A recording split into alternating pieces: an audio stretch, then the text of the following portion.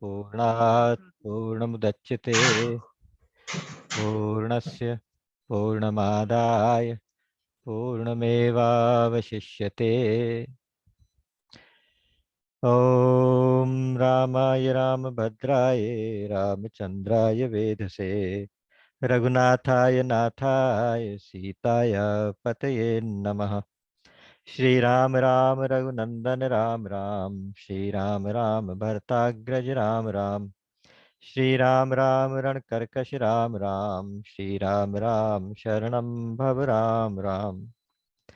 श्री रामचंद्र चरणौ मनसा स्मरामि, श्री रामचंद्र चरणौ वचसा गृणामि, श्री रामचंद्र चरणौ शिरसा नमामि, श्री रामचंद्र चरणौ शरणं प्रपद्ये। माता रामो मत्पिता रामचंद्रः, स्वामी रामो मत्सखा रामचंद्रः, सर्वस्वं मे रामचंद्रो दयालुर्, नान्यं जाने नैव जाने न जाने। दक्षिणे लक्ष्मणो यस्य, वामे च जनकात्मजा, पुरतो मारुतिर्यस्य, तं वन्दे रघुनन्दनम्। लोकाभिरामं रणरङ्गधीरं, राजीवनेत्रं रघुवंशनाथं, कारुण्यरूपं करुणाकरन्तं श्रीरामचन्द्रं शरणं प्रपद्ये। मनोजवं मारुततुल्यवेगं, जितेन्द्रियं बुद्धिमतां वरिष्ठं, वातात्मजं वानरयूथमुख्यं, श्रीरामदूतं शरणं प्रपद्ये।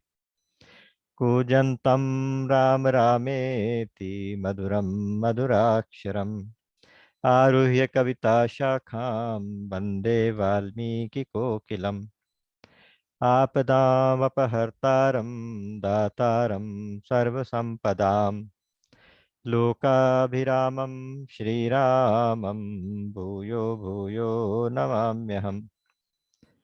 भर्जनं भवबीजानामर्जनं सुखसम्पदां, तर्जनं यमदूतानां राम रामेति गर्जनम्। रामो राजमणिः सदा विजयते, रामं रमेशं भजे। रामेणाभिहता निशाचरचमू, रामाय तस्मै नमः। रामान्नास्ति परायणं परतरं, रामस्य दासोऽस्म्यहम्। रामे चित्तलयः सदा भवतु मे, भो राम मामुद्धर। राम रामेति रामेति रमे रामे मनोरमे, सहस्रनाम तत्तुल्यं राम नाम वरानने। हा रघुनंदन प्राण प्रीते, तुम बिन जियत बहुत दिन बीते। जे दिन गए तुम ही बिनु देखे, ते बिरंचि जनि पारहि लेखे। कृपा बारिधर राम खरारी, पाहि पाहि प्रणतार तिहारी। अतुलित बल अतुलित प्रभुताई, मैं मति मंद जानि नहीं पाई। निज कृत कर्म जनित फल पायो, अब प्रभु पाहि शरण तकियायो। असरन सरन बिरद संभारी, मोहि जनि तजहु भगत भयहारी। राम श्रवण सुजस सुनियायो, प्रभु भंजन भव भीर। त्राहि त्राहि आरति हरन, सरन सुखद रघुबीर। मो सम दीन न दीन हित, तुम समान रघुवीर। अस बिचारी रघुवंश मनि, हरहु विषम भव भीर। कामिहि नारी प्यारी जिमि, लोभी प्रिय जिमि दाम। तिमि रघुनाथ निरंतर, प्रिय लागहु मोहि राम। राम राम राम।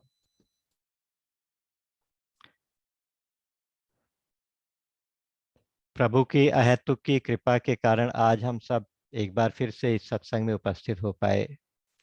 उसके लिए उस कृपा के प्रति नतमस्तक होते हुए आप सबके चरणों में, आप सबके हृदयों में बैठे हुए भगवान श्री कृष्ण के चरणों में प्रणाम करते हुए आप सबका हार्दिक अभिनंदन।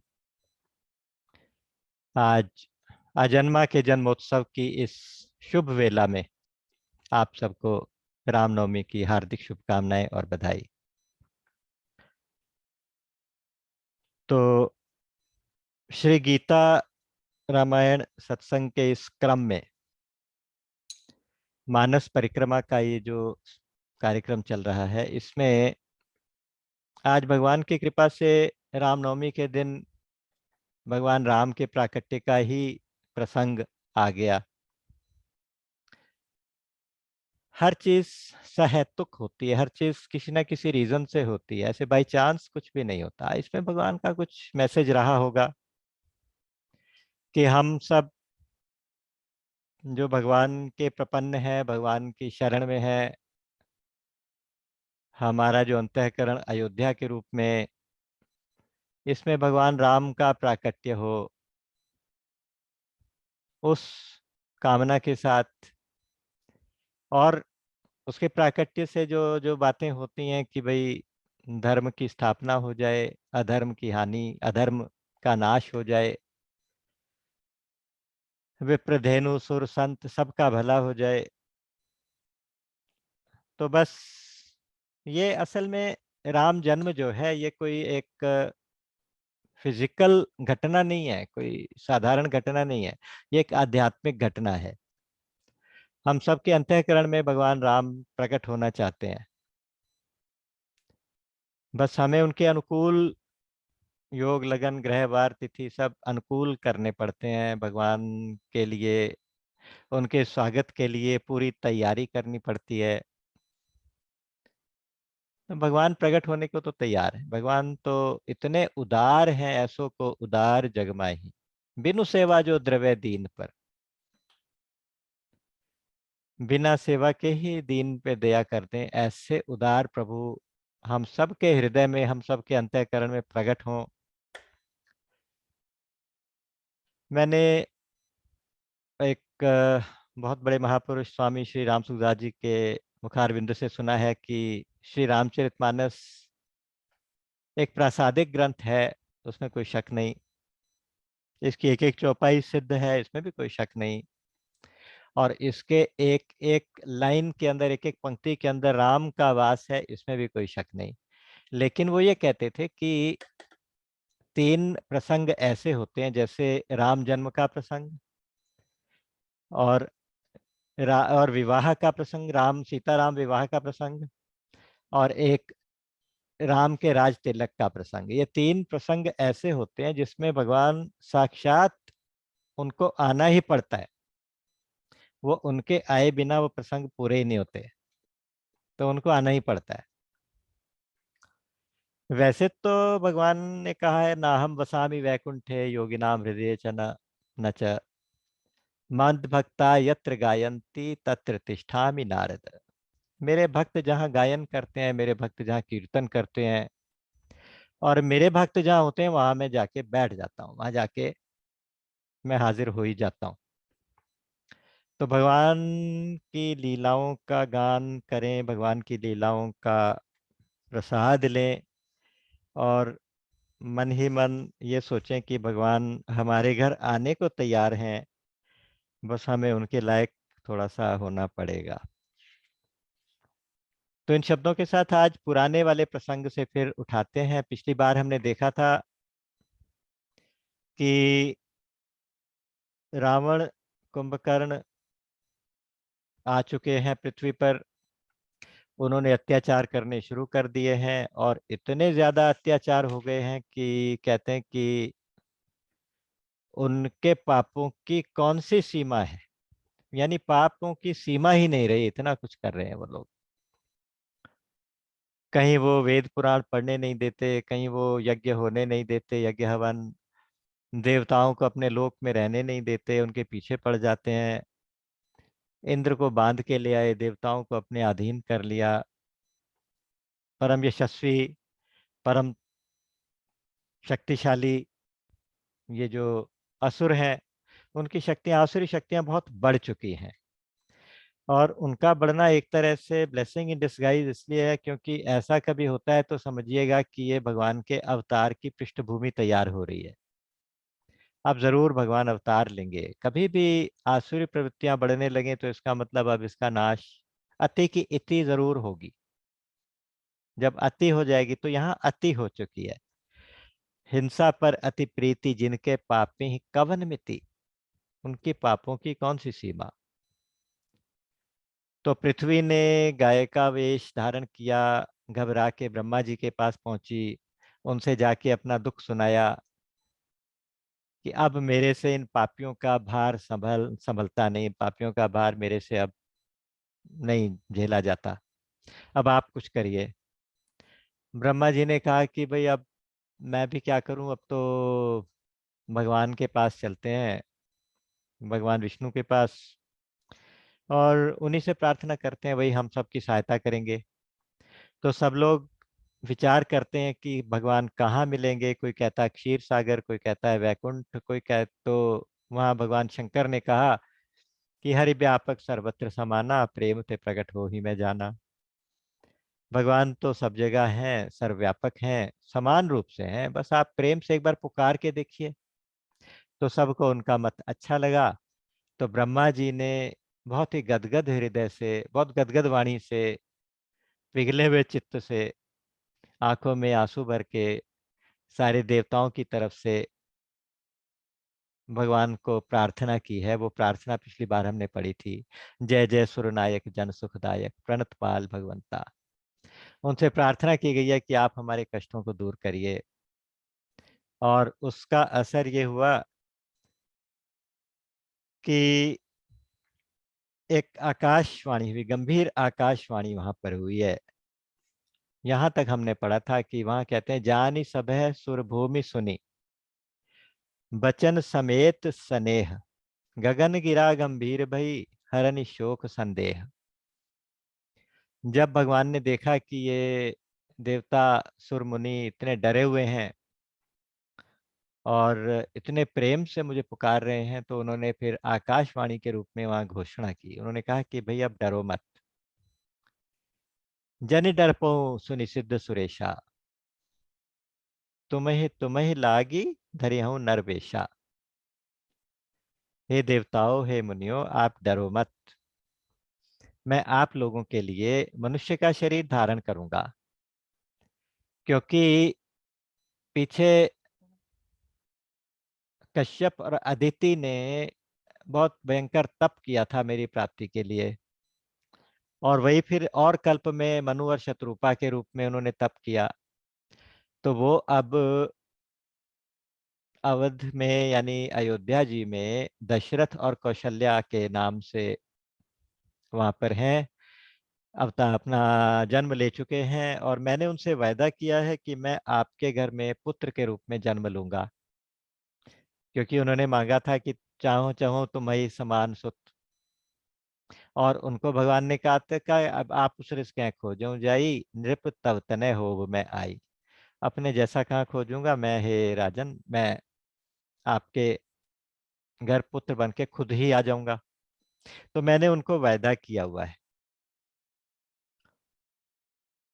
तो अब मुझे वहां अवतार लेने का समय आ गया है, तो आप चिंता मत करिए, अनशन सहित मनुज अवतारा, लेहो दिनकर वंश उदारा। सूर्य वंश है, इतना सुंदर सूर्य वंश में वो राजा आए हैं, तो मैं उस सूर्य वंश में, उदार सूर्य वंश में जाके अपने अंशों के सहित अवतार लूंगा। और बल्कि ये कहा कि मैं चारों भाइयों के रूप में अवतार, 4 भाइयों के रूप में अवतार लूंगा। अब यहाँ पे बहुत सारी डाउट्स, बहुत सारी बातों का विराम लग जाना चाहिए, क्योंकि बहुत सारी बातें होती हैं। कहते हैं कि अंश कौन कौन से, भगवान के अंश क्या होते हैं, कैसे होते हैं, कौन सा अंश किस रूप में आया।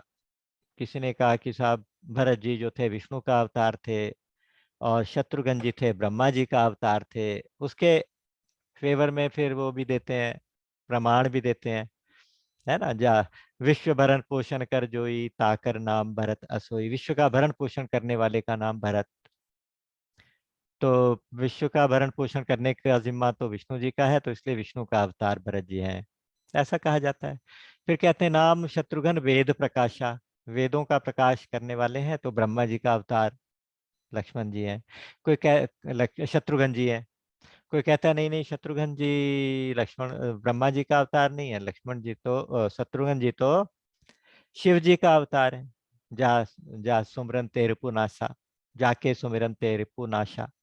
उनके याद करने मात्र से शत्रुओं का संहार होता है। लक्ष्मण जी शेष का अवतार हैं, कोई कहता उच्छिष्ट ब्रह्म को शेष कह देते हैं। तो इस तरह से बहुत सारी बातें, अंशों की बातें होती हैं। लेकिन भगवान ने यहाँ क्या विराम लगा दिया, उन्होंने कहा कि तिन के गृह अवतरिहूँ जाई, रघुकुल तिलक सो चारियो भाई। रघुकुल तिलक चारों भाइयों के रूप में मैं उनके घर में जाके अवतार लूंगा। और जब मुझे अवतार लेना होता है, भगवान यहाँ रहस्य की बात बता रहे हैं कि भगवान को जब अवतार लेना होता है तो उन्हें अपनी माया की, अपनी शक्ति की जरूरत पड़ती है, क्योंकि वो खुद, उनका जो शुद्धतम स्वरूप है वो निर्गुण निराकार है। उसमें वो फिर दिखाई नहीं देते, अव्यक्त के रूप में सब कुछ कर सकते हैं। लेकिन जब उनको व्यक्त होना पड़ता है, जब उनको अव्यक्त से व्यक्त में आना है, जब उनको अशरीरी से शरीरी में रूप में दिखाई देना है, निर्गुण से सगुण के रूप में, निराकार से साकार के रूप में दिखाई देना है, तो उनको अपने साथ में माया को लेना पड़ता है। माया का आवरण जरूर उनको चाहिए, बिना आवरण के वो फिर हमें दिखाई नहीं दे सकते। तो इसलिए उन्होंने कहा कि इसलिए मेरी जो आदि शक्ति है वो मेरे साथ ही अवतार लेंगी। तो आप चिंता मत करिए। मैं, नारद जी ने जो मुझे श्राप दिया था, वरदान दिया था या श्राप दिया था, उन्होंने मुझे कहा था कि तुम ऐसी ऐसी लीला करोगे, ऐसे ऐसे मनुष्य बनोगे। तो मुझे नारद के वचनों को भी सत्य करना है। अपने भक्त के लिए भगवान सब कुछ करने को तैयार होते हैं। तो इसलिए मैं जरूर अवतार लूंगा, और आप अब निश्चिंत होकर अपने अपने घर वापस जाइए। तो ये सुनकर सबका संशय और भ्रम दूर हो गया, और सब देवता लोग अपने अपने वापस जाने लगे। तब ब्रह्मा जी ने पृथ्वी को बुला के समझाया। उन्होंने कहा कि अब आप चिंता मत करो, अब आपका भार दूर करने के लिए भगवान अवतार लेने ही वाले हैं। इधर ब्रह्मा जी अपने लोक में जाने लगे, तो उससे पहले उन्होंने सभी देवताओं को बुला के फिर से इकट्ठा किया और सबको एक आदेश दिया। उन्होंने कहा कि देखो, भगवान नारद का वचन सत्य करने आ रहे हैं। नारद जी ने कहा है कि जब जब तुम्हें नारी का वियोग होगा, जैसे मुझे नारी का वियोग हो रहा है, मैं शादी करना चाहता था, तुमने मुझे शादी नहीं करने दी, उसी तरह से तुम भी नारी के विरह में तड़पोगे। और तुमने मेरी आकृति बंदर जैसी बनाई है, तो तुम्हें बंदर और भालू, ये लोग ही सहायता करेंगे, ये लोग तुम्हारे सहायक होंगे। तो नारद के वचन को सत्य करने के लिए भगवान आने वाले हैं। तो इसलिए हे देवताओं, सब लोग सुनो कि सब लोग अपने एक एक अंश से वानरों का रूप धारण करके पृथ्वी पे जाओ, और भगवान की सेवा के लिए तैयार हो जाओ, और भगवान की इंतजार कर, भगवान की प्रतीक्षा करो। भगवान प्रतीक्षा का विषय है, भगवान परीक्षा का विषय नहीं है। पहले हमने इस बात पे चर्चा की थी एक बार, जब सती जी परीक्षा लेने गई थी, तो यह कि भगवान परीक्षा का नहीं, प्रतीक्षा का विषय है। तो भगवान की प्रतीक्षा करो, उनके लिए तैयारी करके उनकी अपनी अपनी सेना इकट्ठी करो और जाके अपने वानरों के रूप में जाके अपना अपना अपना पृथ्वी पे सारे पहुंच जाओ। तो ऐसा ही हुआ, जितने भी देवता थे सब किसी ना किसी रूप में। देखिए देवता, अब ऐसा नहीं है कि अब यहाँ आ गए तो स्वर्ग में कौन रहेगा। उनके पास ही शक्तियां होती हैं कि वो एक ही समय पे कई कई जगह पे रह सकते हैं। जैसे इंद्र थे, अपने एक अंश में वाली के रूप में नीचे आ गए। सूर्य भगवान थे, वो अपने एक अंश में सुग्रीव के रूप में नीचे आ गए। जो विश्वकर्मा जी इनके आर्किटेक्ट हैं देवताओं के, विश्वकर्मा जी नल के रूप में नीचे आ गए। और अग्नि देवता नील के रूप में नीचे आ गए। अश्विनी कुमार जो जुड़वा भाई हैं वो द्विविद और मयंद के रूप में नीचे आ गए। ये सब लोग अपने अपने एरिया में कहीं ना कहीं पहुंच गए। और इवन कुबेर कुबेर भी गंधमादन वानर के रूप में वो नीचे आ गए। बृहस्पति जी तार के रूप में आ गए। तो इस तरह से जितने भी ये वानर थे। अच्छा, भगवान शिव जो थे रुद्र, उन्होंने वायु का सहारा लेके हनुमान जी के रूप में अपना रूप यहाँ पे धारण किया। तो हनुमान जी रुद्र के अवतार हैं और कहलाते हैं। जामवंत जी खुद भालू बन के आ गए। ये जो ब्रह्मा जी खुद जामवंत के रूप में भालू बन के आ गए। तो इस प्रकार से सारे सारे लोग कहते हैं पृथ्वी पे अपनी अपनी सेना लेकर अपने अपने सहायकों के साथ पूरी पृथ्वी पे छा गए। उन्होंने पूरी पृथ्वी को एक तरह से पाट दिया, वानर ही वानर चारों तरफ उन्होंने फैला दिए। और सब लोग मिलके बहुत ही श्रद्धा भक्ति से भगवान की प्रतीक्षा कर रहे हैं। वहां कहते हैं कि वानर तनु धरि धरि मही हरिपद सेवहु जाय। वानर रूप धारण कर करके भगवान की सेवा के लिए हाजिर हो जाओ। अब देव सब अपने अपने धाम को चले गए, भूमि भी अपने स्थान पर चली गई। और ब्रह्मा जी ने जो जो आज्ञा दी थी सारे देवताओं ने उसका पालन किया। बनचर दे धरी छितिमाही अतुलित बल प्रताप जिन पाए। है तो वानर, वानर एक जाति है, वानर है, लेकिन उनके पास अतुलित बल है, अतुलित प्रताप है, क्योंकि देवताओं का अंश है, देवता है। तो यहाँ तुलसीदास जी थोड़ा सा यहाँ विराम दे रहे हैं, कह रहे हैं कि चलो ये तो हो गई एक तरफ की बात, अब चलते हैं दूसरी तरफ। दूसरी तरफ कहाँ चलते हैं कि अवधपुरी एक जगह है, अयोध्या। वहां पर दशरथ नाम के प्रतापी सम्राट हुए। और वो धर्म का प्रतीक है, धर्म बहुत ही धर्म प्रिय और यशस्वी तपस्वी शक्तिशाली। उनके पास सब कुछ है, यश है, श्री है, और सब कुछ है। लेकिन इनका इतना आदर था, इतना ज्यादा, कि इंद्र भी इनको देवासुर संग्राम में अपनी सहायता के लिए बुलाया करते थे, दशरथ जी को। और जब दशरथ जी अमरावती जाते थे इंद्र की राजधानी में, तो वहां इंद्र अपने सिंहासन का आधा भाग दशरथ जी को देते थे, ऐसी कथा आती है। तो वो दशरथ चक्रवर्ती सम्राट वो अयोध्या में आजकल हैं। और उनकी बहुत सी रानियां हैं। अच्छा, अलग अलग रामायणों में अलग अलग नंबर रानियों का लिखा है। कहीं तो लिखा है कि 350 हैं, कहीं कहते हैं 360 हैं, कोई कहता है 700, कोई कहता है 750। लेकिन इस बात में सभी सहमत हैं कि उनकी 3 मुख्य रानियां हैं, कौशल्या, सुमित्रा जी और कैकेयी जी। तो 3 मुख्य मुख्य पटरानियां उनकी हैं। वहाँ जहाँ ऐसी कोई कंट्रोवर्सी वाली बात होती है तो हमारे गोस्वामी जी उसको छूते ही नहीं, उसको इनडायरेक्ट सा इशारा करके आगे बढ़ जाते हैं। बहुत सारी जगहों पे इन्होंने इस तरह का एक इंडिकेशन दिया कि भाई बहुत रानियां हैं, सब रानी, सब संभ्रम चली आई सब रानी, ऐसे सब बोल देंगे, नंबर कहीं नहीं लिखेंगे। बट इन तीनों का नाम जरूर देंगे, कौशल्या, सुमित्रा और कैकेयी का। क्योंकि ये 3 मुख्य रानियां हैं। अभी हम ये मान के चलते हैं कि ये 3 मुख्य रानियां कौशल्यादि नारी प्रिय सब आचरण पुनीत और पति अनुकूल प्रेम दृढ़ हरिपद कमल विनीत। इस तरह से कह के उन्होंने उनका एक रहन सहन, उनका एक जो गृहस्थ है उसका वर्णन किया। कौशल्या आदि जितनी नारियां हैं, कौशल्या आदि, वो सब अपने पुनीत आचरणों से, पवित्र आचरणों से रहती हैं, पति के अनुकूल रहती हैं और भगवान के चरणों में सभी भक्ति करती हैं, भगवान के चरणों में प्रीति करती हैं, प्रेम करती हैं, भक्ति करती हैं।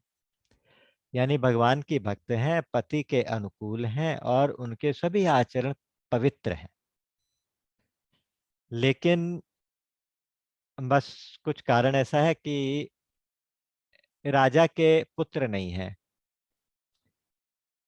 अब समय बीतते बीतते राजा दशरथ चौथे पन में आ गए। चौथे पन का मतलब वृद्धावस्था आने वाली है, आ गई है। कहते हैं कि अचानक उनके मन में अब भाव आया कि मेरा क्या होगा, मेरा कोई पुत्र है नहीं, मेरे बाद में मेरा तर्पण कौन करेगा, मेरे बाद अयोध्या का राज्य किसको देके जाऊंगा। इस तरह के विचार उनके मन में आने लगे। पहले सीरियसली इतना विचार कभी शायद नहीं आया होगा। तो यहाँ कह दिया कि एक बार भूपति मन माही भय गलानी मोरे सुत नाही। यहाँ पे शब्द यूज किया ग्लानी।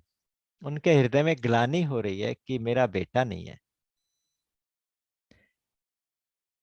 अच्छा, राजा दशरथ धर्म का प्रतीक है। हमारी गीता जी क्या कहती हैं?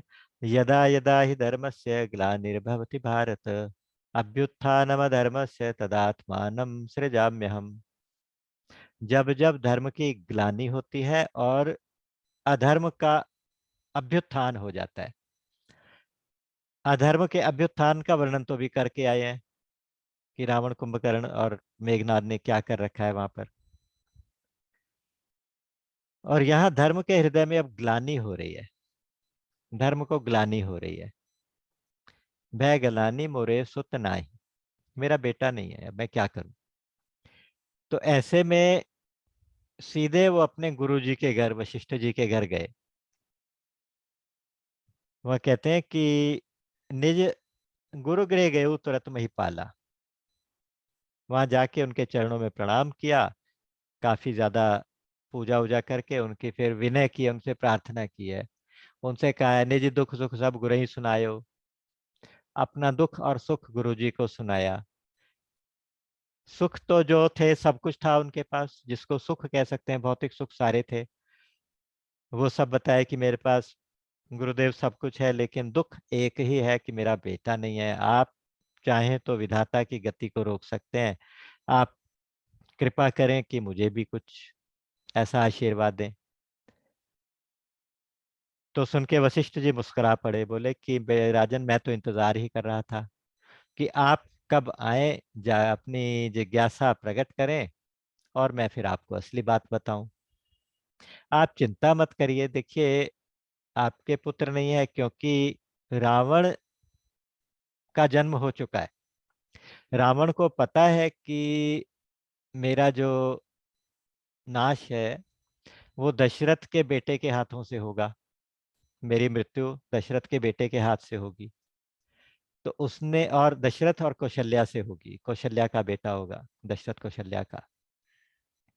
तो एक बार कौशल्या जी को भी को भी रावण ना जन्म के बाद चुरा के ले गया था, जाके उसको समुद्र में डाल आया था। ये एक पौराणिक कथाएं हैं। लेकिन उसने, ऐसा कहते हैं कि शिवजी का तप करके ये वरदान भी मांग लिया था कि दशरथ के वीर्य से कोई पुत्र पैदा ही ना हो। तो ये भी उसने मांगा हुआ है। लेकिन राजन, एक बात और है कि तुम जब एक बार शिकार करने गए थे और तुमने गलती से एक ब्राह्मण के तपस्वी के बेटे को मारा था, अंधे तपस्वी के बेटे को, श्रवण कुमार को मार दिया था। ये कथा आप सब लोग जानते हैं। श्रवण कुमार अपने माता पिता को डोंगी में बैठा के तीर्थ यात्रा करा रहे थे। बहुत ही मातृ पितृ भक्त थे, बहुत ज्यादा माता पिता की सेवा करने वाले। जंगल के रास्ते निकल रहे थे, नदी के किनारे थोड़ा विश्राम के लिए रुक गए। पिताजी ने कहा कि बेटा पानी ले आओ पीने के लिए। तो वो नदी से पानी भरने के लिए गए थे, और उनके लोटे की आवाज को सुन के, लोटा डुबोने से जो आवाज होती है, दशरथ दूर शिकार करने गए हुए थे, उन्हें दिखाई कुछ नहीं दे रहा था, लेकिन उनके पास एक कला थी, वो शब्द भेदी बाण चलाते थे, कि शब्द को सुन के बाण चला देते और वो जानवर मर जाता, उसको वहां तक तीर निशाने पे बैठता था। उन्होंने सोचा कोई जंगली जानवर नदी से पानी पी रहा है, तो उन्होंने शब्द भेदी बाण चलाया, श्रवण की मृत्यु हो गई। जैसे ही उन्हें पता चला, दौड़ के आए, आके देखा श्रवण के अभी आखिरी सांस चल रहे थे। उसने अपनी कथा सुनाई कि मेरे अंधे माता पिता हैं, मैं उनके लिए पानी लेने आया हूँ, आप, मेरी अंतिम इच्छा है कि आप मेरे माता पिता को पानी पिला देना। तो जब उनको पानी पिलाने गए तो वहां पता चल गया उनको, उन्होंने, पिता ने क्रोध करके, माता पिता ने क्रोध करके और हाथ में जल लेके श्राप दे दिया कि हम जिस तरह से पुत्र के वियोग में आज तड़प रहे हैं, तू भी पुत्र के वियोग में तड़पेगा और तड़प तड़प के अपनी जान दे देगा। ये कह के वो दोनों तपस्वी मर गए। तो तुम्हें वो कथा याद होगी राजन, वो कथा, वो जो श्राप था वो आज वास्तव में वरदान बन के साबित होने वाला है, क्योंकि इसका मतलब है कि पुत्र तो जरूर होगा। अगर पुत्र का वियोग होना है तो पुत्र तो होगा ना। तो इसलिए इस तरह से उन्होंने बहुविधि समझाए, ऐसा लिखा है, बहुत सारी बातें कह के वशिष्ठ जी ने दशरथ जी को समझाया। और उन्होंने कहा कि राजन, मैं भविष्य देख सकता हूँ, मैं भूत को जानता हूँ, अनेक कल्पों की कथाओं को जानता हूँ। तो इसलिए मैं ये कह सकता हूँ कि तुम्हारे घर में स्वयं परमात्मा, स्वयं ब्रह्म, चार भाइयों के रूप में अवतार लेंगे। तुम्हारे चार बेटे आपके घर मिले आएंगे, लेकिन ये जरूर है कि क्योंकि वो नॉर्मल तरीके से आपके यहाँ तो नहीं आ सकते, तो इसलिए उसके लिए हमें कोई यज्ञ कराना पड़ेगा। और उस यज्ञ के स्पेशलिस्ट उन दिनों कोई श्रृंगी ऋषि होते थे। कश्यप जी के पुत्र थे विभांडक, विभांडक के पुत्र थे श्रृंगी। विभांडक जी तपस्या करते थे जंगल में रह के, वो कभी बाहर नहीं आते, वन से बाहर भी नहीं आते थे। तो वहीं पे फिर वो श्रृंगी जी भी रहने लगे। श्रृंगी का नाम इसलिए भी कहते था कि उनके सिर पे दो छोटे छोटे सींग जैसे स्ट्रक्चर थे, तो इसलिए श्रृंगी ऋषि कहलाए। श्रृंगी ऋषि क्योंकि कभी बाहर गए ही नहीं, उनको कुछ पता ही नहीं था कि बाहर की जो कल्चर है क्या होता है, बाहर स्त्री पुरुष भी किसे कहते हैं, उन्हें कुछ भी पता नहीं था। आजीवन ब्रह्मचारी, वो बाल ब्रह्मचारी थे शुरू से, लेकिन बहुत बड़े विद्वान थे और बहुत बड़े कर्मकांडी ब्राह्मण थे। वशिष्ठ जी कहते हैं कि वो श्रृंगी ऋषि जो हैं वो यज्ञ कराएं तो पुत्र की प्राप्ति होगी, लेकिन श्रृंगी को बुलाना मुश्किल है। तो उन्होंने किसी तरह से युक्ति लगा के वशिष्ठ जी ने श्रृंगी ऋषि को अयोध्या बुलवाया। और कथाएं बहुत सारी हैं कैसे बुलवाया, लेकिन वशिष्ठ जी ने बुलवाया। और श्रृंगी ऋषि के हाथ से उन्होंने पुत्र काम यज्ञ, पुत्रेष्टि यज्ञ कराया। अच्छा, कहते हैं यहाँ पे, भगति सहित मुनि आहुति दीने। आहुति दशरथ जी से नहीं डलवाई जा रही, दशरथ जी की बजाय उनके श्रृंगी ऋषि और वशिष्ठ मुनि ये आहुतियां दे रहे हैं, और बहुत प्रेम सहित, बहुत भक्ति सहित आहुतियां दे रहे हैं। और यजमान जो हमारे दशरथ जी हैं वो देख रहे हैं। जब यज्ञ पूर्ण हुआ तो अचानक यज्ञ में से एक दिव्य पुरुष के रूप में अग्निदेव प्रकट हुए। हाथ में उनके हविष्यान्न, ऐसे ही खीर का कटोरा हाथ में लेके प्रकट हुए, और आके उन्होंने कहा कि हे श्रृंगी जी, आप सुनो कि वशिष्ठ जी ने मन में जो विचार किया है उनकी मनोकामना पूरी होगी। वशिष्ठ जी ने कामना की है चार पुत्रों की, मन में उन्होंने सोचा होगा, तो उनकी ये कामना पूरी होगी। और हे राजन, हे दशरथ, तुम इस खीर को ले लो, प्रसाद को, और यथा योग्य जाके अपनी रानियों को खिला दो। तो जैसे जैसे ठीक समझो वैसे वैसे जाके इसको बांट दो। तो सब लोग प्रसन्न हो गए, लेकिन जो लोग बाकी दर्शक थे उनको तो कुछ पता नहीं था वशिष्ठ जी के मन में क्या है, दशरथ के मन में क्या है और ये क्या हो रहा है। तो कहते हैं कि यहाँ अग्निदेव ने सबको प्रकट करके बता दी कथा, जो वहां पे मौजूद थे उनको बता दिया कि भगवान अवतार लेने वाले हैं और यहाँ चार भाइयों के रूप में दशरथ जी के घर खुद परमात्मा प्रकट होने वाले हैं। ऐसा कह के तब अदृश्य भय पावक सकल सबहि समझाई, सारी सभा को समझा के वो चले गए। और इधर राजा का हाल ये था कि वो परमानंद के सागर में गोते खा रहे हैं, डूबते जा रहे हैं कि मेरे घर तो भगवान आएंगे, मेरे घर पुत्र आएगा। तो इस प्रकार से प्रसन्न होके जैसे सोच ही रहे थे तभी सारी रानियां वहां पर आ गईं। तो उन्होंने उसका आधा भाग कौशल्या जी को दे दिया, बाकी आधे के दो हिस्से किए। एक तो उन्होंने कैकेयी जी को दे दिया, बाकी जो अब 1/4 1/4 बचा हुआ था उसको फिर दो हिस्सों में बांट के एक हाथ कौशल्या जी के और एक कैकेयी जी के हाथ से ये दोनों भाग सुमित्रा जी को दे दिए।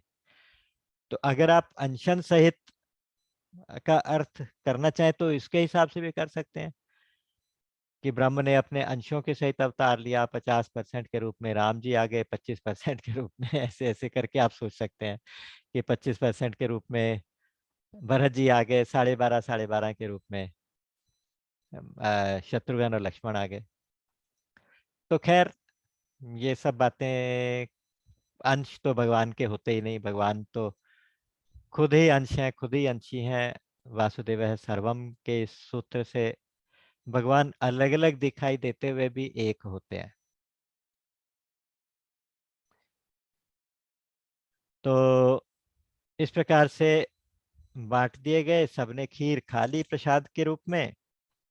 और यही विधि गर्भ सहित सब रानी, जैसे ही रानियों को गर्भ हो गया, रानियां प्रेग्नेंट हो गई। अच्छा, यहाँ एक समस्या आ जाती है कि ये अजन्मा ब्रह्म गर्भ में कैसे आया। तो इसके बारे में हमारे वेद पुराण, हमारे जो शास्त्र लिखते हैं वो ये लिखते हैं कि वास्तव में जब भगवान गर्भ में आते हैं तो वास्तव में गर्भ में नहीं होते, वायु से गर्भ की ऐसे फीलिंग होती है, ऐसे जो पेट फूल जाता है तो ऐसा लगता है गर्भ हो गया, लेकिन वास्तव में भगवान गर्भ में नहीं होते। वो वायु से केवल फीलिंग करवा देते हैं और सारे लक्षण वैसे के वैसे होते रहते हैं, उसी तरह से वो ग्रो करता रहता है। और अल्टीमेटली भगवान जन्म नहीं लेते, भगवान प्रकट होते हैं। तो इसलिए भगवान के जब प्रकट होने का समय आ गया तो इधर रानियां गर्भ सहित हो गई। तो एक बात इन्होंने कही, शोभाशील तेज गुण खानी, यही विधि गर्भ सहित सब रानी, शोभाशील तेज गुण खानी। शोभाशील और तेज ये तीन गुण बताए। शोभा कौशल्या जी के बारे में आप कह सकते हैं, भगवान राम वहां से आने वाले हैं। शील कैकेयी जी के रूप में कह सकते हैं क्योंकि वहां भरत जी आने वाले हैं। और तेज लक्ष्मण जी और शत्रुघ्न जी के रूप में कह सकते हैं। तो शोभाशील और तेज ये भी भगवान के अंश हैं, आप ऐसा समझ सकते हैं। तो रानियों की शोभा बढ़ गई, तेज बढ़ गया, शील बढ़ गया।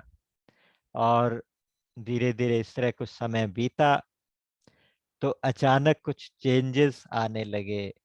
यहाँ पे लिखते हैं, जोग लगन ग्रह बार तिथि सकल भये अनुकूल, चर अरु अचर हर्ष जुत राम जन्म सुख मूल। राम का जन्म सुख का मूल है, सुख की वॉल्यूम रूट इतनी कम आ रही है, मुझे समझ नहीं आ रहा क्या। राम। तो सारे के सारे सुख राम के जन्म में हैं, तो वो कहते हैं कि राम जन्म सुख मूल। तो इसलिए योग लगन ग्रह वार और तिथि ये पांच चीजें अनुकूल हो गई, सारी अनुकूल हो गई। ऐसा रेयर होता है कि पांचों चीजें एक साथ अच्छी स्थिति में आ जाएं, अनुकूल हो जाएं, सब कुछ अनुकूल हो जाए। लेकिन राम जन्म के समय ऐसा एक अवसर बना था कि ये पंचांग के जो पांचों अंग हैं, ये पंचांग कहते हैं, हिंदू पंचांग कैलेंडर होता है। तो इसमें योग लगन ग्रह वार और तिथि तिथि ये पांच चीजें हम देखते हैं। योग असल में सूर्य और चंद्र के आपस के रिलेशन से जो एक समय बनता है उनकी आपस की जो स्थिति से समय बनता है उसको योग कहते हैं।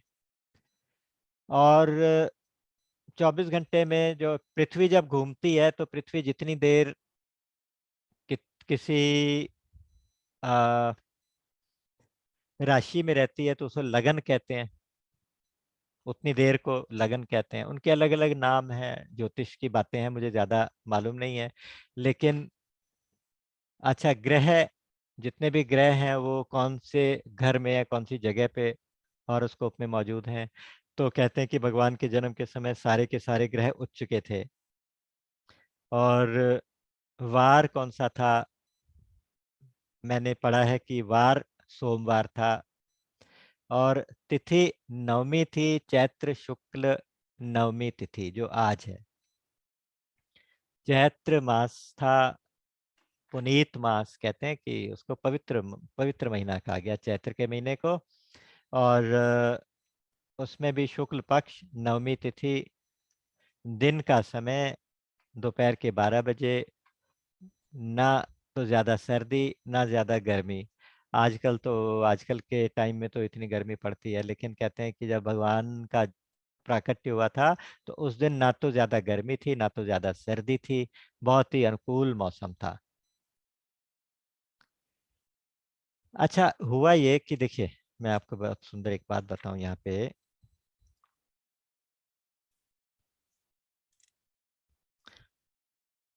अयोध्या, जैसा मैंने कहा था कि राम का प्राकट्य जो है, ये एक घटना साधारण घटना नहीं है। राम का प्राकट्य एक आध्यात्मिक घटना है, हमारे हृदय में ब्रह्म का साक्षात्कार हो और सेल्फ रियलाइजेशन हो। वो जो एक घटना घटती है ना, एकदम विस्फोट की तरह से घटती है। उसमें योग लगन ग्रह वार तिथि सब अनुकूल हो तभी घटती है। योग किसको कहते हैं? कहते हैं, गीता जी में उसकी डेफिनेशन है, समत्वम योग उच्यते। जब आपके आचरण में समता आ जाती है तो उसको योग कहते हैं कि अब अनुकूल हो गया। या तो आप ये कहिए कि दुख संयोग वियोगम योग संगीतम, तम विद्यात दुख संयोग वियोगम योग संगीतम, ये भी गीता जी में लिखा। दुखों के संयोग का हमेशा के लिए वियोग हो जाए, है ना, दो चीजें ना, संयोग और वियोग। संयोग मतलब मिलना, वियोग मतलब छूटना। इतना सुंदर शब्द कहा कि दुख संयोग वियोगम, दुखों के संयोग का हमेशा के लिए वियोग हो जाए। अच्छा, दुखों का संयोग क्या मतलब?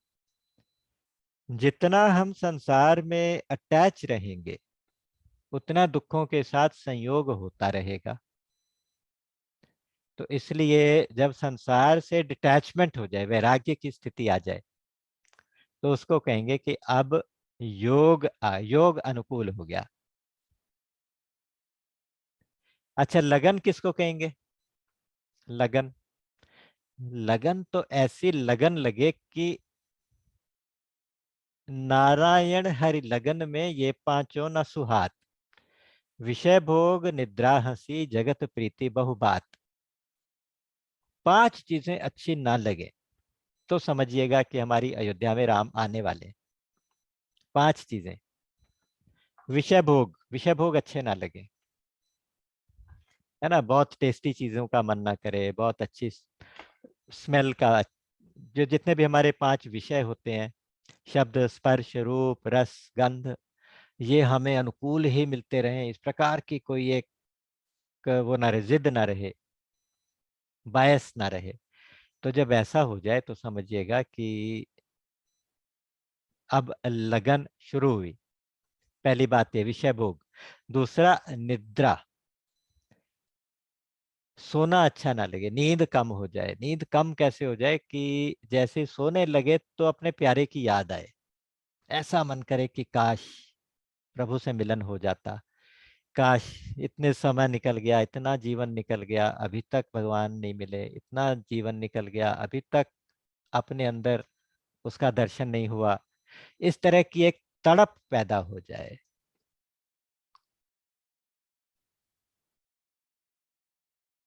तो ये हो गई, ये लगन चाहिए, और ऐसी लगन कि उसके मिले बिना बस अभी प्राण निकल जाएंगे। जैसे आपने सुना होगा कि एक शिष्य ने अपने गुरुजी से पूछा था कि गुरुजी, इतना समय साधन करते हुए आपके साथ रहते हुए हो गया, तो अभी तक कुछ घटना नहीं घटी, अभी तक कुछ परमात्मा का साक्षात्कार नहीं हुआ, क्या कारण है? तो बोले चलो आके बात करते हैं, पहले स्नान करके आते हैं। स्नान करने गए तो पहले तो दोनों जने एक साथ उतर गए। बोले कि बेटा तुम पहले डुबकी लगा लो, फिर मैं लगाता हूँ। तो जैसे शिष्य ने डुबकी लगाई तो गुरु जी ने गर्दन पकड़ के ऊपर से दबा दिया। तो वो थोड़ा छूटने की कोशिश करता था, गुरु जी छोड़ते ही नहीं थे। और जब थोड़ी देर 30 सेकेंड 40 सेकेंड सांस रुकने के बाद उसको लगा कि अब तो सांस ही नहीं आएगी, तड़प के झटका मार के एकदम से जोर लगा के बाहर आ गया। तो बोला कि गुरुजी आप तो मुझे आज मार ही देते, क्या बात थी, मेरे से कौन सा अपराध हो गया? तो बोले नहीं, मैं तुम्हें तुम्हारी बात का उत्तर दे रहा था। तो जब तुम पानी के नीचे थे तुम्हें क्या महसूस हो रहा था? तो उसने कहा मुझे ऐसा महसूस होता था कि अगर 1 सेकंड के लिए मैं बाहर नहीं निकला तो मैं मर जाऊंगा, मेरे प्राण निकल जाएंगे। तो कहते हैं कि बस बेटा, जिस दिन ऐसी लगन परमात्मा की प्राप्ति की लग जाएगी कि अगर अब ना मिले तो फिर प्राण छूट जाएंगे।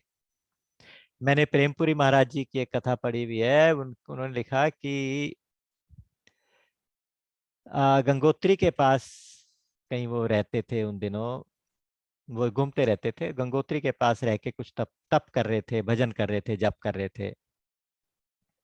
एक दिन उनको विचार आया कि बस अब तो इस शरीर का कोई फायदा नहीं, और क्यों रखना इस शरीर को, जब इसके रहते रहते इतना भजन करके, इतना तप करके, इतना जप करके अभी तक कुछ भगवान की प्राप्ति नहीं हुई, साक्षात्कार नहीं हुआ, तो मुझे अब इस शरीर को छोड़ देना चाहिए। वो बस एक ऊंची चट्टान के ऊपर बैठे थे।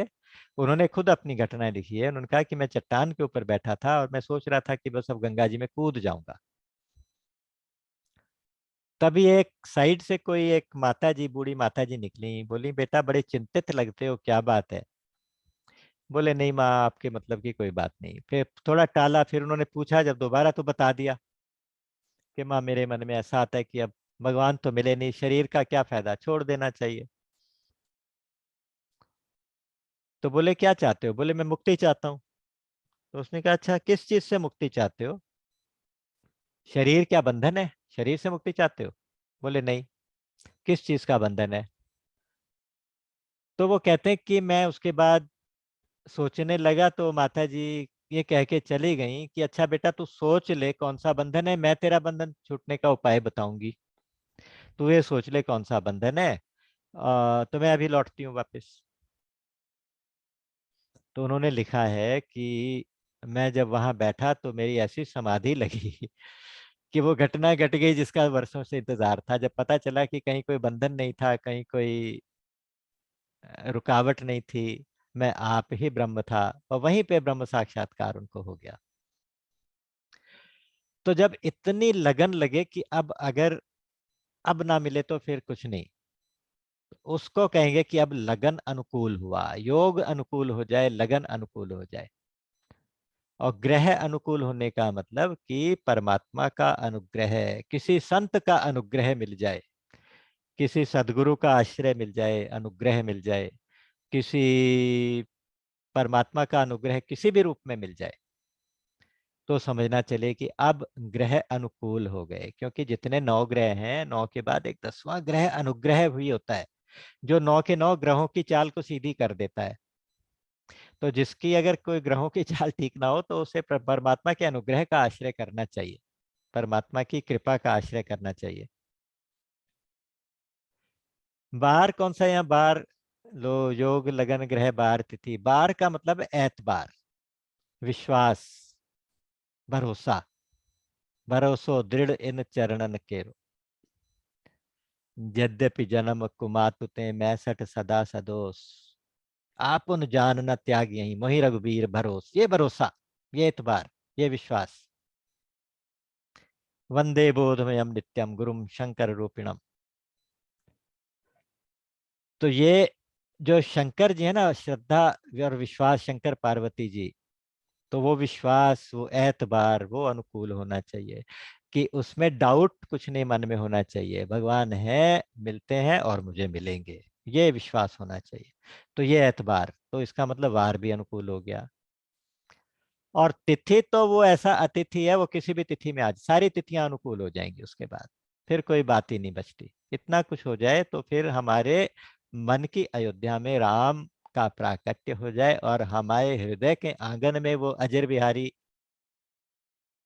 वो छोटा सा नन्हा सा लाला, राम लला, वो खेलेगा। और उसके साथ आप इतने आनंदित होंगे, इतना खेल खेलेंगे, इतने आनंदित होंगे कि उस आनंद की कोई सीमा नहीं। हमारे स्वामी जी करते कहते थे निहाल हो जाओगे ये शब्द होता था। तो अगर ऐसा हो जाएगा तो निहाल हो जाओगे। तो यहाँ योग, लगन, ग्रह, वार, तिथि सब अनुकूल हुए। ज्योतिषियों ने इसके ऊपर बहुत रिसर्च की है और ये उस समय की एक हॉरोस्कोप बनाया जब राम प्रकट हुए थे। कौन सा ग्रह कहाँ पे, कौन किस जगह पे था, कैसा था, क्या नक्षत्र था, क्या लगा, सारा कुछ। उससे हमें कोई मतलब नहीं है, बस मेन तो यह है कि हमें हमारे मन की अयोध्या में राम चाहिए। ये विश्वास, ये जिद, ये लगन होनी चाहिए। तो उसके बाद भगवान तैयार है। उसके बाद भगवान की तरफ से कोई रुकावट नहीं, रुकावट सिर्फ हमारी तरफ से है। तो यहाँ उसका वर्णन करते हैं। नवमी तिथि मधुमास पुनीता, शुक्ल पक्ष अभिजित हरि प्रीता।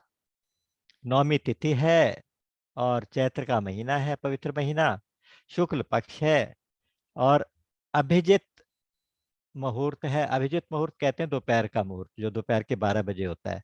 वो कहते हैं भगवान को बहुत प्रिय है अभिजित मुहूर्त। कुछ प्रिय क्यों है? प्रिय इसलिए भी है कि ये बिल्कुल बीच में है। भगवान पक्षपाती नहीं होते ना, सम है, तो वो एक सम समय है, तो इसलिए भी प्रिय है। और दूसरी बात कि हिरण्य कश्यप का जो उद्धार हुआ था वो इसी अभिजित मुहूर्त में हुआ था। उसने वरदान मांगा था कि ना तो मेरी मृत्यु दिन में हो, ना रात में हो, ना घर के अंदर हो, ना घर के बाहर हो, ना किसी संसार के किसी प्राणी से हो। इस तरह की उसने बहुत सारी बातें ऐसी कर दी थी कि अपनी मृत्यु को असंभव बना दिया था। तो भगवान ने उस असंभव को भी संभव करके दिखाया। उन्होंने खंबे में से निकल के ऐसा वेश धारण किया, ना तो वो जानवर है, ना तो वो मनुष्य है, ना तो अन्य कोई प्राणी है। नृसिंह अवतार लिया और महल की चौखट के बीच में बैठ के, ना वो अंदर ना बाहर, ना जमीन पे ना आकाश में, अपनी गोदी में उसको रख लिया। और ना किसी हथियार से मरना था, तो उन्होंने अपने नाखूनों से फाड़ के उसका पेट, हिरण्यकश्यप का वध किया। और उसने कहा था ना दिन ना रात। तो ऐसा समय भगवान ने चुना था, ठीक दोपहर के 12 बजे। वो ना दिन का समय था, ना रात का था, ना वो एएम था, ना वो पीएम था। तो इस तरह से अभिजित हरि प्रीता, भगवान को प्रिय जो मुहूर्त है अभिजित मुहूर्त, उसमें भगवान आए। मध्य दिवस अति शीत न घामा, मध्य दिवस है, ना तो गर्मी है ना सर्दी है। और हो क्या रहा है कि अचानक शीतल मंद सुगंधित समीर बहने लगी। अचानक क्या होता है कि ऐसे समय में जब भगवान प्रकट होने वाले होते हैं तो कुछ लक्षण पैदा होते हैं। एक तो वायुदेव सबसे पहले उनमें चेंज आता है कि शीतल मंद और सुगंध समीर बहने लगती है। ना तेज हवा होती है, ना रुकी हुई हवा होती है, शीतल होती है। शीतल इन द सेंस कि वो शरीर को शीतलता पहुंचाने वाली, आराम पहुंचाने वाली हवा होती है। और नदियों में, सारी नदियों में अमृत बहने लगता है, वो जल नहीं रहता, अमृत हो जाता है। पहाड़ों में जितनी भी खाने हैं स्वयं को प्रकट कर देती हैं। मणियां, हीरे मोती सब, हीरे मणियां और सोना चांदी, जितने भी खानों में से प्रकट होके बाहर आ जाते हैं। खुदाई करनी नहीं पड़ती, बाहर अपने आप प्रकट दिखने लगते हैं। तो इस तरह की चीजें होती हैं। तो इस प्रकार से जो प्रकृति है, जड़ प्रकृति, वो भी अपनी खुशी प्रकट करती है, और जो चेतन प्रकृति है वो भी अपनी खुशी प्रकट करती है। अचानक मुनियों के हृदय में, ऋषि मुनि जो तपस्या कर रहे हैं जगह जगह पे, ध्यान करें, अचानक हृदय में बहुत ज्यादा खुशी पैदा होने लगती है, बिना किसी रीजन के। नाचने का मन करता है, गाने का मन करता है, हंसने का मन करता है। तो इसका मतलब राम प्रकट होने वाले, आज भगवान प्रकट होने वाले, ऐसा होता है। तो वहां पे कहा गया चर अरु अचर, हर्ष जो जो जड़ है, जो चेतन है, सभी को हर्ष हो रहा है, सभी प्रसन्नता प्रकट कर रहे हैं। तो सभी की प्रसन्नता इस प्रकार से प्रकट हो रही है।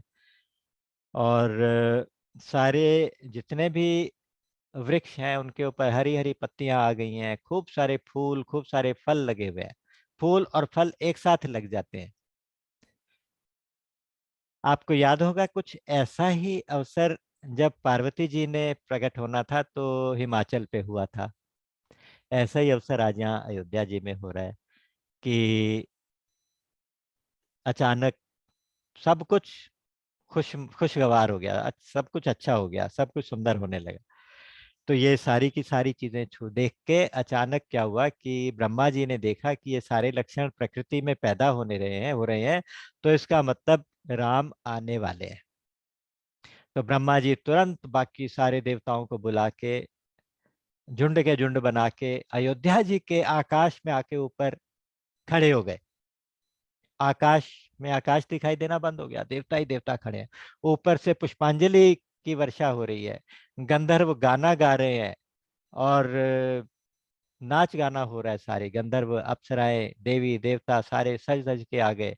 जो जैसा था वैसा ही चला आया, और सब लोग भगवान की स्तुति कर रहे हैं, जय जय जयकार कर रहे हैं भगवान की, कि भगवान आप प्रकट होइए, प्रकट होइए। तो इस प्रकार से जब सब लोग स्तुति कर रहे हैं, उनको पुष्पांजलि दे रहे हैं, पुष्प वर्षा हो रही है।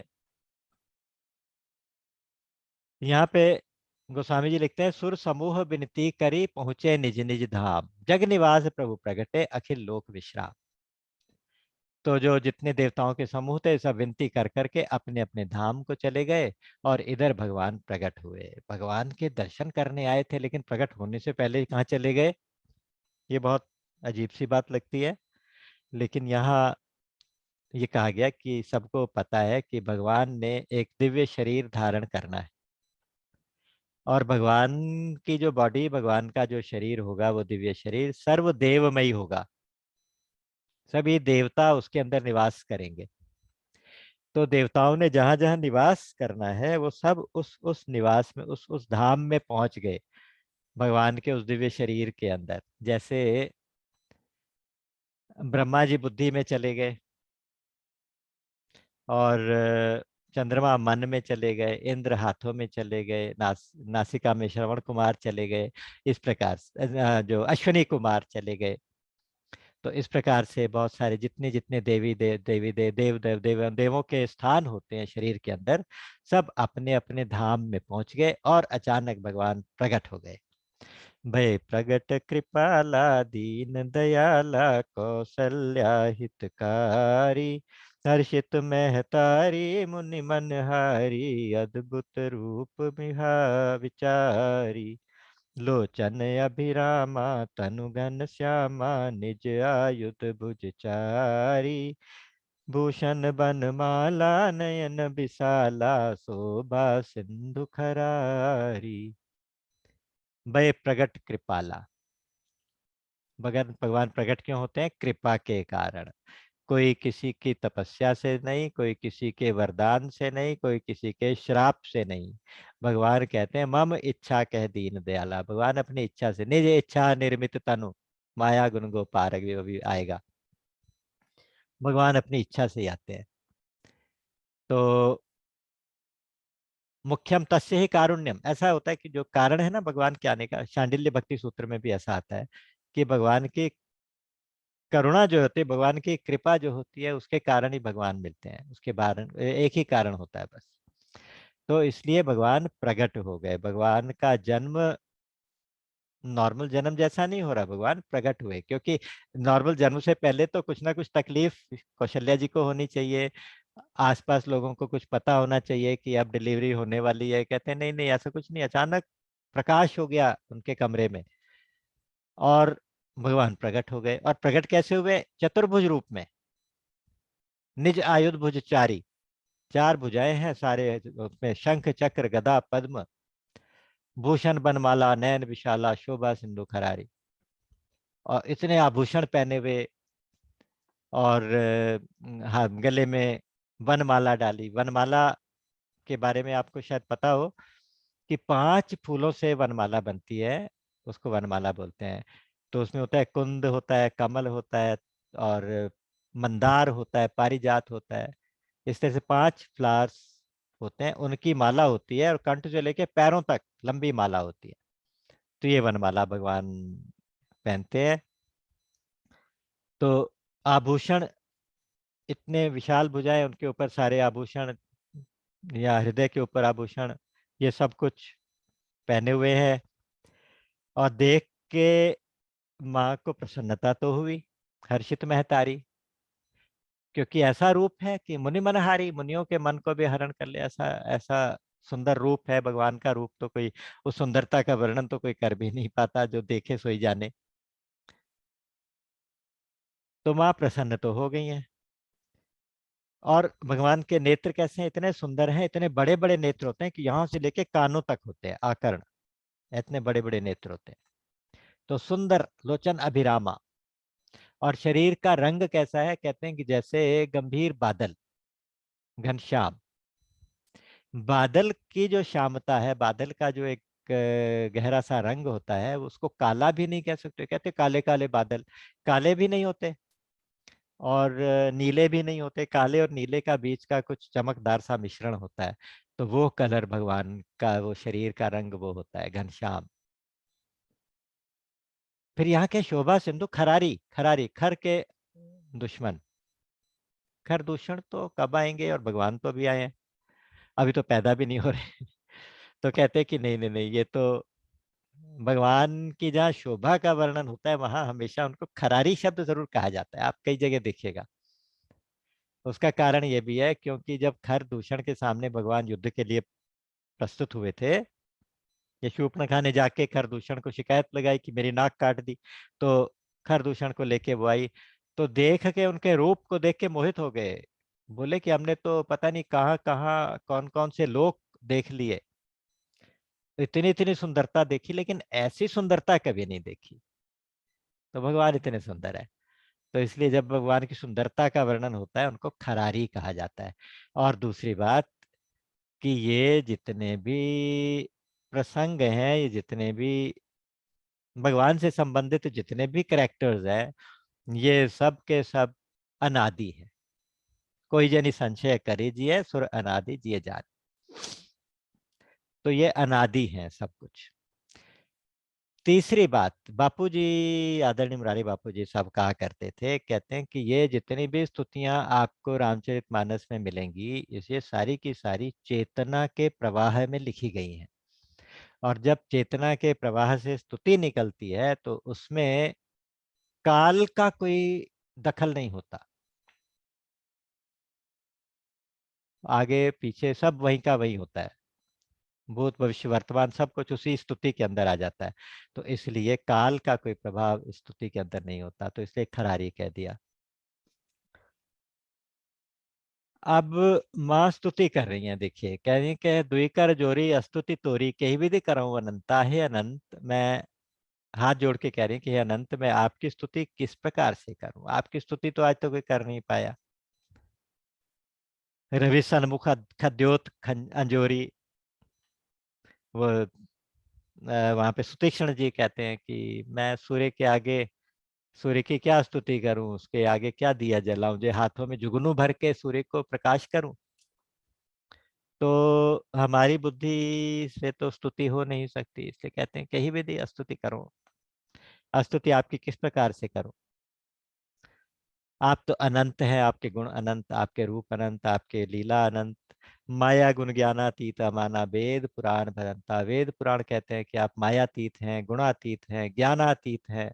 मतलब माया के भी अतीत, माया से बियॉन्ड है, ज्ञान के भी पकड़ में नहीं। कोई ये कहे कि मुझे ज्ञान हो गया, मैं अब भगवान को जानूंगा, या कोई भगवान के गुणों का वर्णन करे, तो आप गुणातीत हैं, ज्ञानातीत हैं आप, तो आपकी कैसे स्तुति करूं?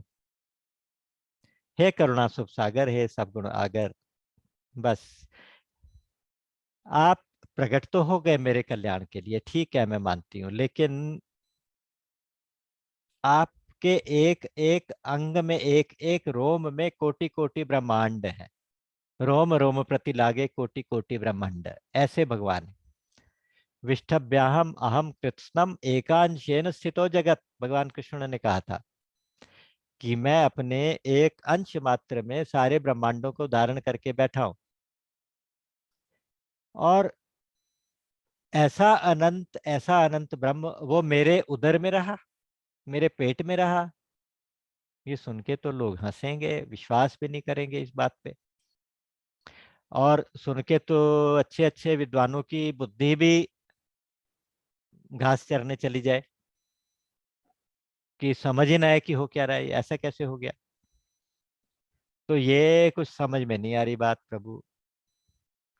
जब ऐसी बात, और लोग मेरा मजाक उड़ाएंगे, झूठ बोलती है, ये इसका बेटा है। तो भगवान हंसने लगे, बोले कि देखो माँ, आपने कहा था कि मुझे विवेक चाहिए, मुझे ज्ञान चाहिए, इसीलिए आपके सामने इस रूप में प्रकट हुआ हूं। तो इसलिए मैंने आपको अलौकिक विवेक होने का एक वरदान दिया था। मनु शत्रुपा जी के रूप में जब ये लोग तपस्या कर रहे थे, तो भगवान ने कहा था कि आपका ये अलौकिक विवेक कभी ना मिटे, तो इसीलिए आपको इस रूप में मैंने दर्शन दिया। तो बोले कि लेकिन हमने वरदान तो बेटे का मांगा था ना। तो बोले मैं बेटा ही बन के आया हूँ माँ, मैं तो आपको माँ ही कह के संबोधित कर रहा हूँ। तो अम्बा बोली कि नहीं नहीं, आप बेटा जैसे नहीं लगते, आप तो पिता जैसे लगते हो, सारी सृष्टि के, अखिल ब्रह्मांड के पिता लगते हो आप तो। तो बोले मैं बेटा लगूं फिर कैसे?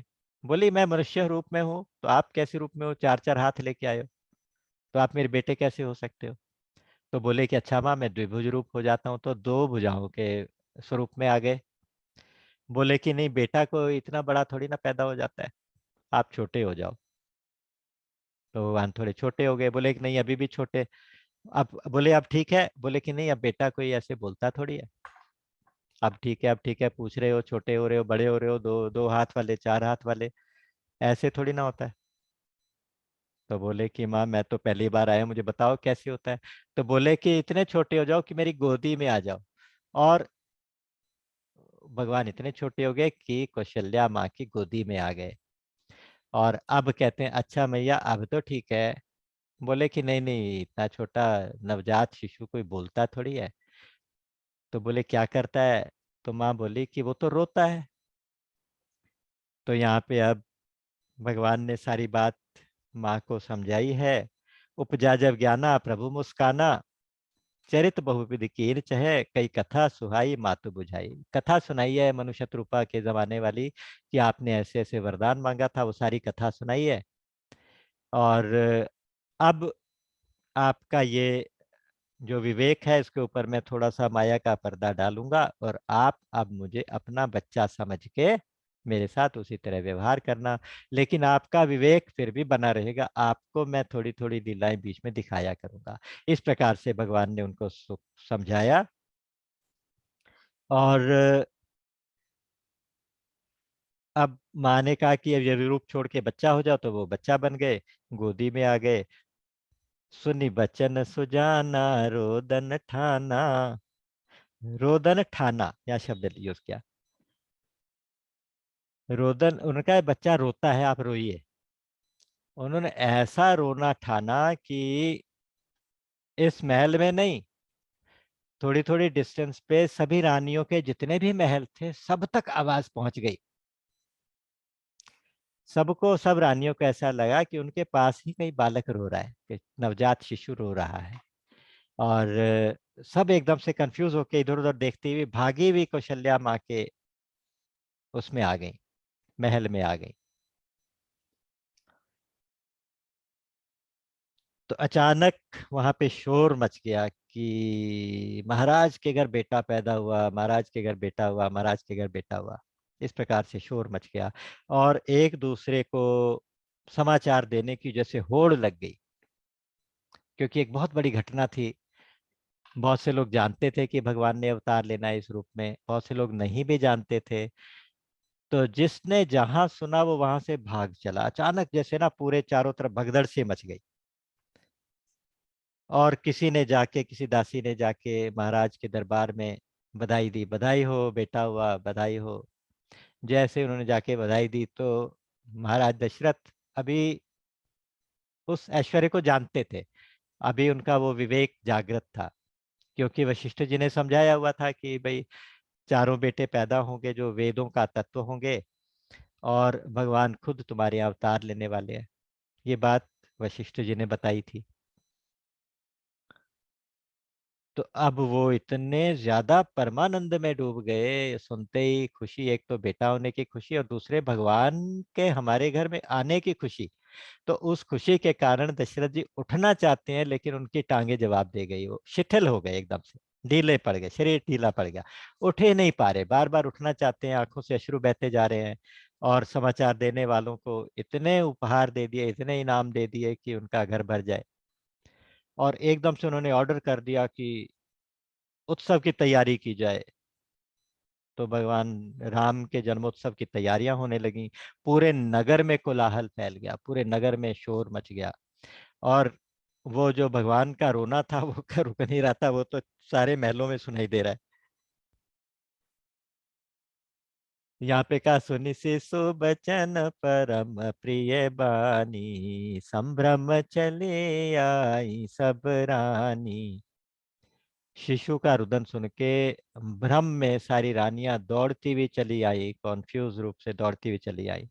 और इधर जब ऑर्डर हो गया कि नगर में उत्सव का माहौल है, उत्सव मनाया जाए, तो जगह जगह झंडियां लगाई गई, तोरण बनाए, द्वार बनाए गए, जैसे केले के पत्तों से जगह जगह सजा के, और सारी गलियों में छिड़काव कर दिया गया। और इतना ज्यादा वहां पे केसर, कुमकुम, चंदन, इसका इतना ज्यादा वहां पे छिड़काव हो गया, इतना ज्यादा जमीन पे हो गया कि कीचड़ मच गई। और लोग आपस में एक दूसरे को बधाई देके अबीर गुलाल से खेल रहे हैं, रंग से खेल रहे हैं। तो यहाँ अच्छा, जगह जगह धूप दीप जल रहे हैं, धूप जल रहे हैं। और उन धूपों का, अगरबत्तियों का धुआं इतना ज्यादा हो गया कि आकाश के ऊपर बादल से छा गए। तो यहाँ तुलसीदास जी बहुत सुंदर उपमा देते हैं, वो कहते हैं कि ऐसे लग रहा है जैसे दिन में भगवान प्रकट हुए हैं ना, तो रात्रि भी उसका दर्शन करना, उनका दर्शन करना चाहती है। अब सूर्य भगवान के आगे तो वो आ नहीं सकती। तो दिन के सूर्य भगवान के संकोच से वो जब दर्शन करने आई हैं, तो वो रात्रि से शाम बन के रह गई, संध्या बन के रह गई। संध्या बन मतलब ऐसा हो गया कि दोपहर का टाइम है, लेकिन चारों तरफ अगर कपूर का धुआं इतना ज्यादा है कि बादल बादल जैसे दिखाई दे रहे, शाम जैसा समय हो गया, अंधेरा जैसा हो गया। और उसमें जो शाम की जो लालिमा होती है, आकाश की लालिमा, वो अबीर और गुलाल जो उड़ रहे हैं उनसे वो लालिमा दिखाई देती है। और महाराज दशरथ के जो महल के ऊपर एक गुंबद है, उसके ऊपर सोने का कलश है बहुत बड़ा, वो ऐसा लगता है मानो चंद्रमा निकला हुआ है। और जगह जगह मणियां चमक रही हैं, उनके महलों के चारों तरफ सजावट है, तो वो ऐसा लगता है जैसे सितारे हो। तो आज शाम के रूप में रात्रि भगवान का दर्शन करने आई हैं। और इतना ज्यादा वहां पे उत्सव का माहौल है। यहाँ भगवान शंकर वर्णन करते हुए कहते हैं कि मैं अपनी एक उमा जी, आपको अपनी एक चोरी बताऊं, एक रहस्य की बात बताऊं, कि मैं और काकभुशुंडी जी, हम दोनों मनुष्य का रूप धारण करके उन गलियों में घूम रहे थे और उस परमानंद का अनुभव कर रहे थे। भुसुंडी जी और शिव जी का वहां पे इस रूप में क्या वो था, कारण था, कहते हैं कि ये दोनों ही बाल रूप राम के उपासक हैं, है ना, रामलला के उपासक हैं दोनों। तो दोनों ने कहा कि बंदो बाल रूप सोई रामू, भगवान शंकर ने शुरू में कहा था कि मैं बाल रूप राम की उपासना की वंदना करता हूँ। और काकभुशुंडी जी ने भी बाद में कहा कि मैं बाल रूप राम मेरे इष्ट है, इष्ट देव मम बालक रूपा। तो इसलिए जब भी राम जन्म किसी भी कल्प में होता है तो काकभूषुंडी जी वहां पे दर्शन करने जरूर जाते हैं। और अगर आपको कभी मौका लगे, आप सबको किसी को भी मौका लगे, तो गीतावली में इनके बहुत सुंदर सुंदर पद हैं। गोस्वामी जी की रचना है गीतावली, उसमें भी ये भगवान शंकर का और भुसुंडी जी का ये वर्णन बहुत सुंदर दिया हुआ है कि भुसुंडी जो ज्योतिषी बन के भगवान राम के दर्शन करने के लिए बहाने से महाराज दशरथ के कौशल्या जी के उसमें पहुंचे हैं, महल में। तो किसी ने, शिष्य ने बताया, जो शिष्य बन के जो काकभूषुंडी जी थे उन्होंने बताया कि ये बहुत बड़े ज्योतिषी हैं। तो मैया ना कहते हैं कि मेरे लल्ला का हाथ देख के जरा इसका भविष्य बताओ। तो भगवान शंकर भगवान राम का हाथ अपने हाथ में लेके उस उनका भविष्य बता रहे हैं। इतनी सुंदर वर्णन है। इधर ये तो बाद की बातें हैं, इससे पहले गुरु वशिष्ठ जी को सूचना भेजी गई। वशिष्ठ जी भी अपने ऋषि मुनियों बाकी शिष्य मंडली के साथ वहां पे आ गए और कहते हैं प्रसूति गृह के जो संस्कार होते हैं, कुछ संस्कार ऐसे होते हैं कि जैसे हमारे यहाँ ना 16 मुख्य संस्कार होते हैं वैसे, लेकिन 10 क्रियाएं तो खास होती हैं। तो उन सबसे पहले नंदी मुख श्राद्ध होता है। तो नंदी मुख श्राद्ध के बाद फिर जात कर्म संस्कार होता है। इस तरह से जो जो उनके संस्कार होते हैं, तो वो सब उन्होंने अपना कर्म कांड की विधियां सारी पूरी कराई है। और दशरथ जी ने दर्शन करके उनके चरण स्पर्श किए हैं अपने भगवान के। और उसके बाद दशरथ जी का वो जो एक ऐश्वर्य वाला जो विवेक था वो गायब हो गया।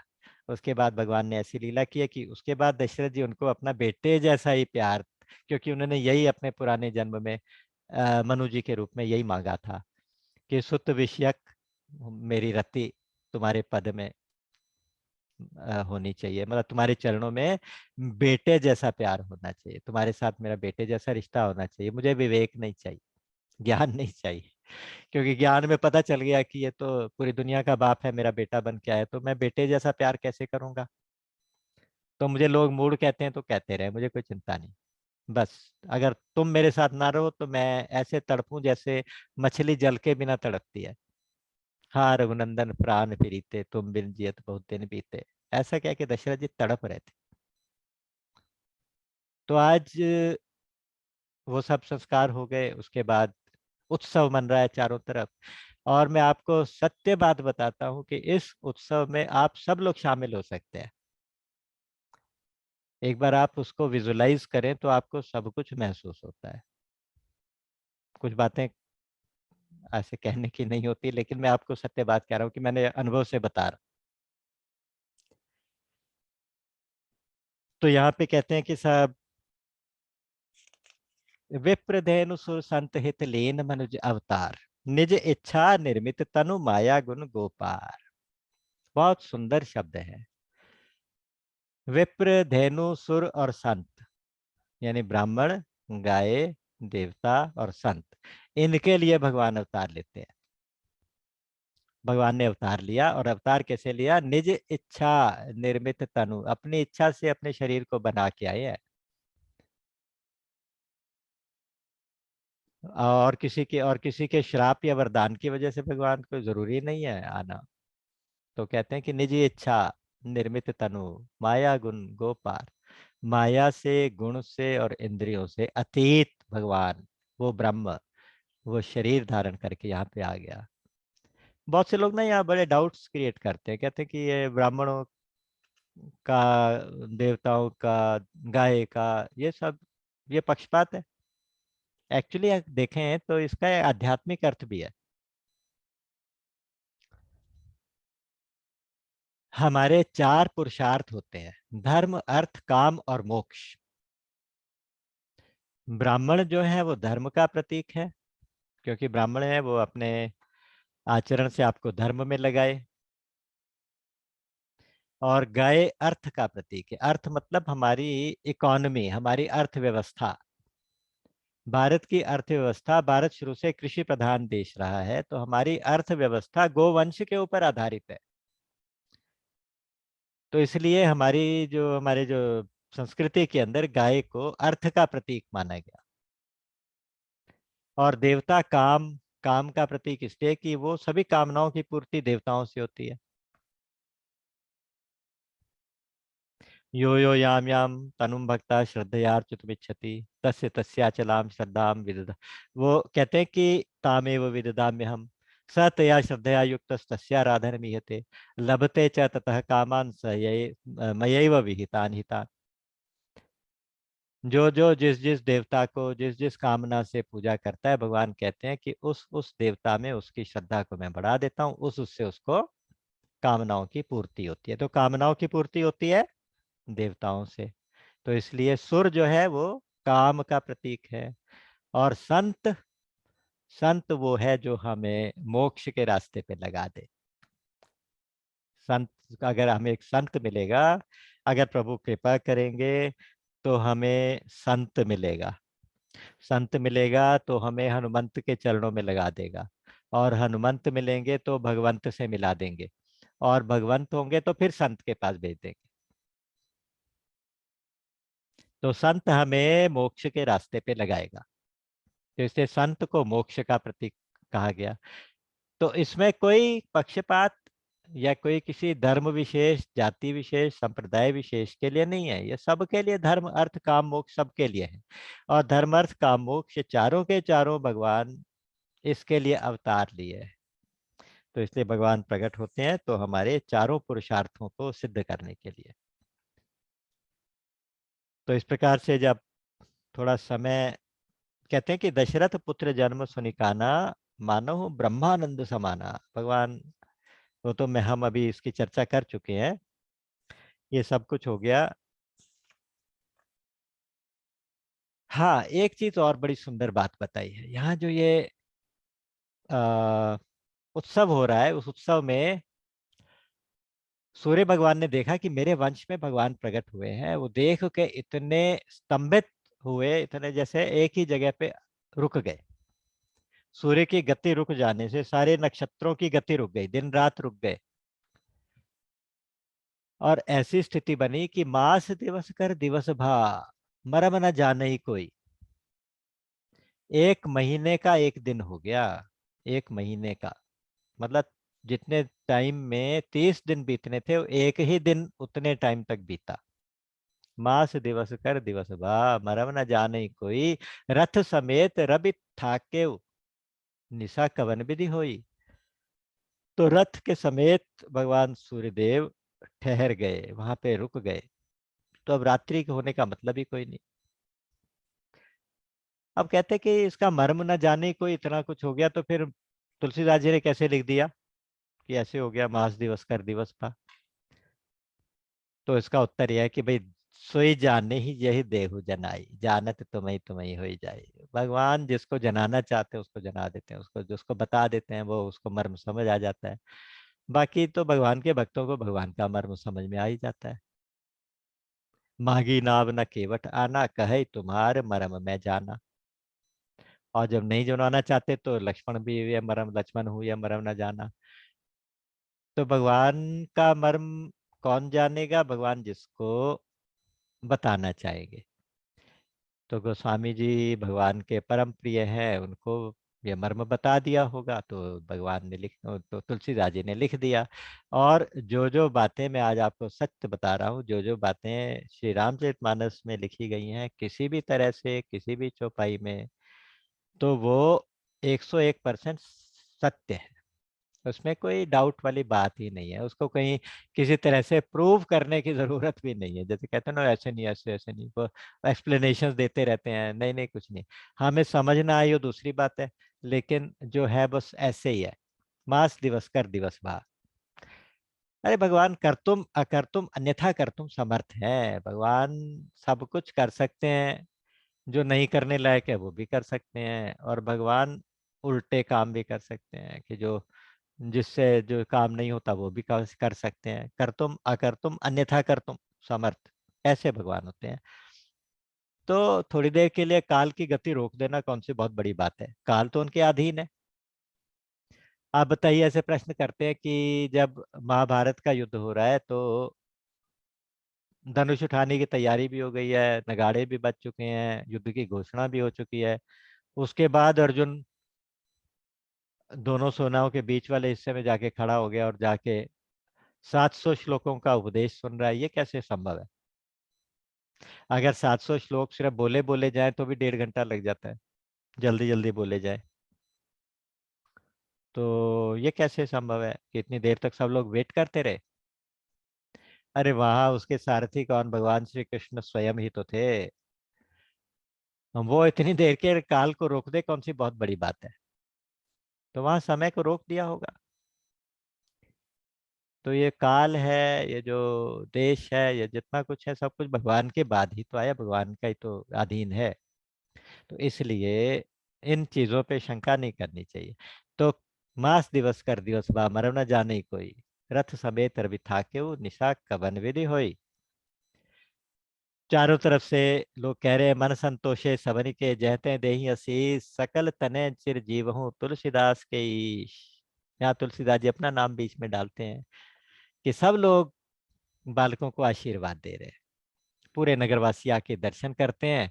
राजा उनको उपहार में कुछ दे रहे हैं, दान दे रहे हैं। और जिसको जो कुछ मिलता है वो अपना सर्वस्व उठा के दूसरे को दे देता है, दूसरा भी अपना सर्वस्व दान करके तीसरे को दे देता है। इस प्रकार से जिसने जो जो पाया उसने अपने पास नहीं रखा, आगे पास कर दिया। एक बड़ी सुंदर कथा बताते हैं कि जैसे 100 ब्राह्मण थे, उन्हें लगा कि एक गौदान करनी चाहिए। अब एक ही ब्राह्मण के पास गाय थी, तो उसने वो दान करके दूसरे ब्राह्मण को दे दी, दूसरे ने तीसरे को, तीसरे ने चौथे को, चौथे ने पांचवें को। ऐसे 99 नंबर वाले ने 100 नंबर वाले को, 100 नंबर वाले ने फिर 1 नंबर वाले को। तो जिसके पास थे वो वहीं पहुंच गई। यहाँ भी शायद कुछ इसी तरह की बात हुई होगी। कहते हैं कि राजा आज अपना सर्वस्व लुटाने को तैयार बैठे हैं, और जिस जिसको जो जो मिल रहा है वो अपना सर्वस्व आगे लुटाने को तैयार बैठा है, क्योंकि इतनी बड़ी घटना है कि भगवान खुद आज बालक के रूप में शरीर धारण करके अयोध्या की धरती पे पधारे हैं, और सब लोग उन्हें आशीर्वाद दे रहे हैं। कुछ दिन बीते, उसके बाद नामकरण का समय आ गया। नामकरण के लिए फिर गुरु वशिष्ठ जी को बुलाया गया। सामने तीनों माताएं बच्चों को गोदी में लेके बैठी हैं, उनका नामकरण कर रहे हैं। और नामकरण में हम अगली बार फिर से अच्छे से शामिल होंगे। आज तो ऐसा लगता है कि इसी आनंद को लेके अपने घर जाए और भगवान से प्रार्थना करें कि प्रभु आपका ये आनंदोत्सव हमारे हृदय में हमेशा चलता रहे। आपका ये जो प्राकट्य उत्सव का आनंद है ये हमेशा हमें मिलता रहे। और अगली बार फिर उस अनामी का नाम रखेंगे। कितनी अच्छी लीलाएं हैं कि जिसका कोई नाम नहीं है, जिसके अनेकों नाम भी उसके हैं और कोई भी नाम उसका नहीं है, उसका नामकरण हो रहा है। तो इस प्रकार से हम नामकरण के इस उत्सव में अगली बार फिर से शामिल होंगे। तब तक के लिए भगवान से प्रार्थना करते हैं कि भगवान इसी प्रकार कृपा बनाए रखें और हमें बार बार अपने द्वार पे आने का मौका देते रहे। तो इन्हीं शब्दों के साथ आज ही विराम लेंगे। बाकी कथाएं अनंत है, राम अनंत अनंत गुण, अमित कथा विस्तार। तो बस संतन संजस किछु सुनऊ तुम्हें सुनायो सोई। बोलिए सच्चिदानंद भगवान की जय।